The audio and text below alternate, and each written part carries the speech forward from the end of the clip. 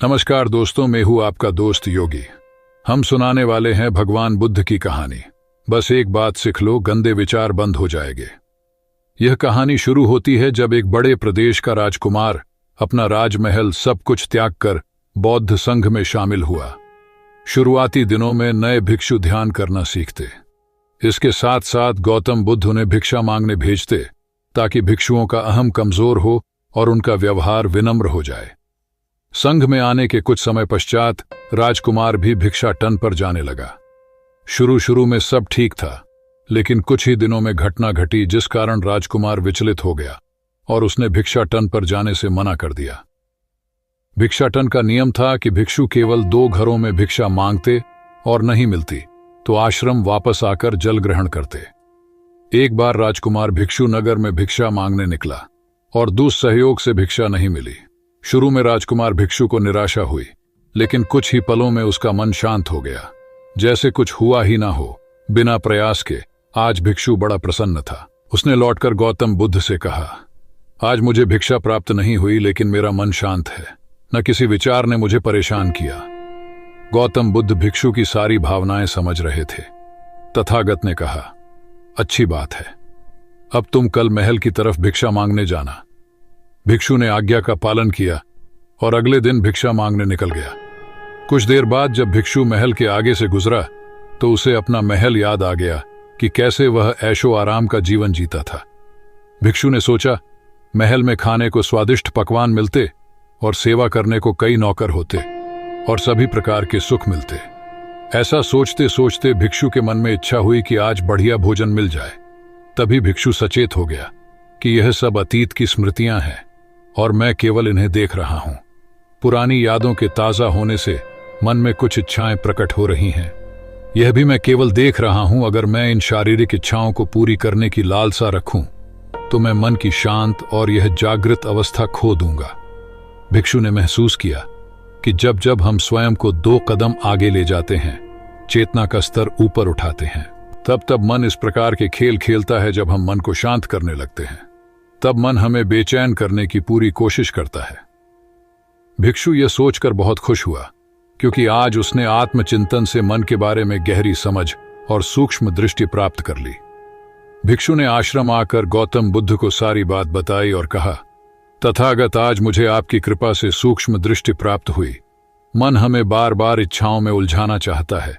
महल को देखकर मुझे भी पुराने सुखों का स्मरण हो आया, लेकिन आज भी विचार मुझे छू नहीं पाए। गौतम बुद्ध ने कहा, अच्छी बात है, कल नगर की दक्षिण दिशा में जाना, वहां एक हवेली है, वहां मन और विचारों पर उपदेश देकर आना। भिक्षु बहुत खुश हुआ। आज वो जल्दी जल्दी चल रहा था, क्योंकि वो उपदेश देने जा रहा था। पर दोस्तों, इस बार की यात्रा भिक्षु पर भारी पड़ने वाली थी। कुछ ही देर में भिक्षु हवेली पहुंचा और भिक्षा के लिए आवाज लगाई।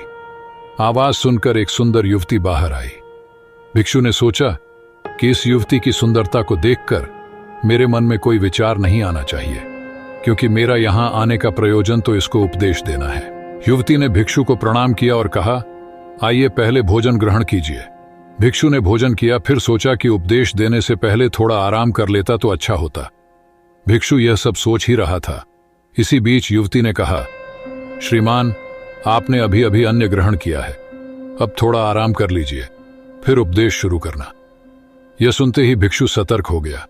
जो योजना वह मन में बना रहा था, यह महिला वह सब बिन बताए करती जा रही थी। भिक्षु ने सोचा, यह सब संयोग है, यहां लोग भोजन के बाद आराम करते होंगे। फिर भिक्षु आराम करने लेट गया और विचार करने लगा कि महिला कितनी समझदार है और इसकी सुंदरता बेजोड़ है। अगर मैं राजकुमार होता तो ऐसी ही स्त्री के साथ विवाह करता। भिक्षु के मन में ऐसे ही कुछ विचार चल रहे थे। इतने में युवती फिर से आई और बोली, अगर आप राजकुमार होते तो मुझे उपदेश कैसे रहते भिक्षु जी? आप तो मुझे उपदेश देने आए थे ना, युवती का। इतना कहते ही भिक्षु को स्पष्ट हो गया कि युवती तो मन पढ़ सकती है। भिक्षु घबरा गया और हाथ जोड़कर पूछा, क्या आप मेरा मन पढ़ सकती हैं? युवती ने कहा, क्षमा कीजिए, ध्यान करते करते मेरा मन शांत हो गया है, इसलिए बड़ी आसानी से मुझे दूसरों के विचार अपने आप महसूस हो जाते हैं, उनकी भावनाएं समझ आ जाती हैं। जब भिक्षु ने सुना तो उसके पैरों तले जमीन सरक गई। फिर बिना कुछ बोले भिक्षु तत्काल आश्रम की ओर चल पड़ा। रास्ते में चलते हुए भिक्षु का दिमाग फटा जा रहा था। उसकी बेचैनी बढ़ गई थी। भिक्षु खुद को कोसने लगा कि मेरे मन में युवती के लिए ऐसे विचार क्यों आ रहे थे। उसने मेरे बारे में क्या सोचा होगा? अगर यह बात लोगों को पता चलेगी तो लोग भिक्षुओं और संघ के बारे में क्या सोचेंगे? आज भिक्षु बहुत लज्जत महसूस कर रहा था और वह थोड़ी ही देर में आश्रम पहुंच गया। जब भिक्षु गौतम बुद्ध के सामने पहुंचा तो तथागत ने देखा कि उसके चेहरे की रौनक जा चुकी है। दोनों कंधे झुके हुए थे।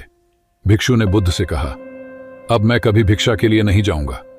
तथागत ने कहा, पहले आराम से बैठो, फिर मुझे बताओ कि तुम्हारी चाल में इतनी थकान क्यों है? आज तुम्हारे चेहरे पर तेज की जगह गलाने की भावना क्यों है?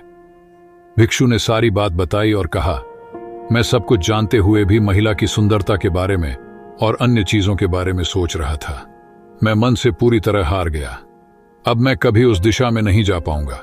मैंने बौद्ध संघ का भारी अपमान किया है। गौतम बुद्ध ने कहा, सबसे पहली बात, परेशानी को बड़ा चढ़ाकर मत सोचो। अगर कुछ बुरा हो जाए तो एकदम से यह मत सोचो कि सब खत्म हो गया। बिना सोचे निष्कर्ष पर मत जाओ। दूसरी बात, ध्यान दो कि कहीं तुम नकारात्मक विचारों के साथ अतिशयोक्ति करने वाले शब्दों का प्रयोग तो नहीं कर रहे। जैसे मैं हमेशा हारता हूं, जीवन में कुछ नहीं बचा। मैं मन से पूरी तरह हार गया। मेरे साथ कोई नहीं है, क्योंकि ऐसा करने से मन अति भावुक और विचलित हो जाता है और नकारात्मक विचारों के चक्र में फंसा रहता है। तथागत के शब्दों से राजकुमार भिक्षु के मन को सांत्वना मिली। भिक्षु ने पूछा, अगर मैंने अपने मन को जीत लिया था तो फिर मन ने मुझे परेशान क्यों किया? गौतम बुद्ध ने कहा, सबसे पहले यह समझो कि विचार पैदा कैसे होते हैं। पहले बाहर कुछ हुआ, फिर उस घटना के प्रति अंतर्मन ने प्रतिक्रिया की। इस कारण शरीर में भावना या सनसनी पैदा हुई, फिर इस सेंसेशन या फीलिंग के प्रति तुम्हारे सचेत मन ने यानी कॉन्शियस माइंड ने प्रतिक्रिया की। इस आखिरी स्टेप को हम विचार कहते हैं। भिक्षु ने पूछा, हमको परेशान करने की विचारों में इतनी शक्ति आती कहां से है? गौतम बुद्ध कहते हैं कि हम खुद विचारों को यह शक्ति प्रदान करते हैं। जब आप जजमेंट और सही गलत के टैग लगाकर विचारों को देखते हो तो उनके प्रति रिएक्ट करने लगते हो। एक विचार के साथ अन्य विचार भी सोचने लगते हो। जब तक आप खुद को जज करोगे तब तक मन आपको नीचा दिखाकर हावी होता रहेगा। भिक्षु ने पूछा, फिर मन शांत कैसे होगा?